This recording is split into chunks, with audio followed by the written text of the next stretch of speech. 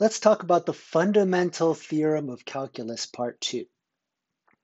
Now, if our function f of x is continuous on a closed interval ab, and the function capital F of x is any antiderivative of the small f of x, then we have the following.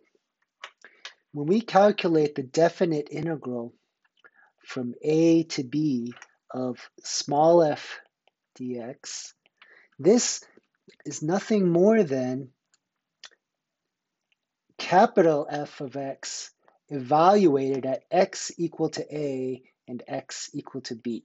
In other words, if you want to know the area under the curve, all you need to do is calculate the endpoints and then plug in the upper limit of integration and subtract what you get when you plug in the lower limit of integration. Okay, so this theorem is extremely useful for us. It is basically saying to evaluate a definite integral. Remember, definite integral is just the area. The first thing you want to do is you want to find the antiderivative.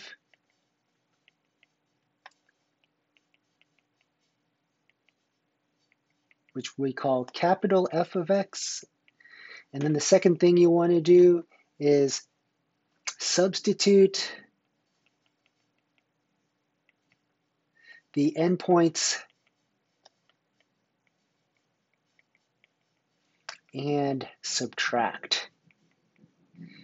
So just like when we learned how to do derivatives, first you learn the difficult way with the definition of a derivative, and then you learn the easy way.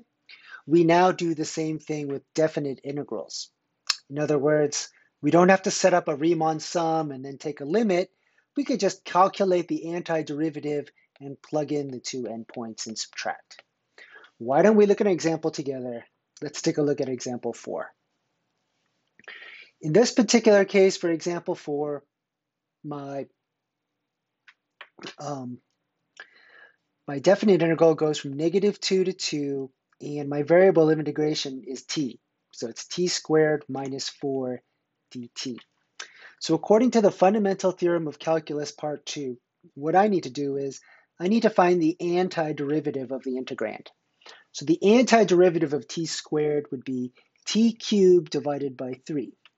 The antiderivative of -4 is -4t. And we're going to evaluate this at our two endpoints, -2 and 2. Okay? So what we're going to do next is we just plug in those points there. So we'll have 2 cubed over 3 minus 4 times 2.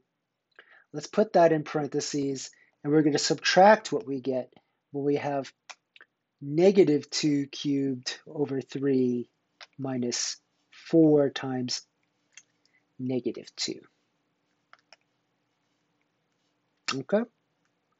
So simplifying, we're going to get 8 over 3 minus 8 minus -8 over 3 plus 8. And when we simplify this down, we're going to get -32 over 3. So I'm going to highlight that answer like so. All right, everybody.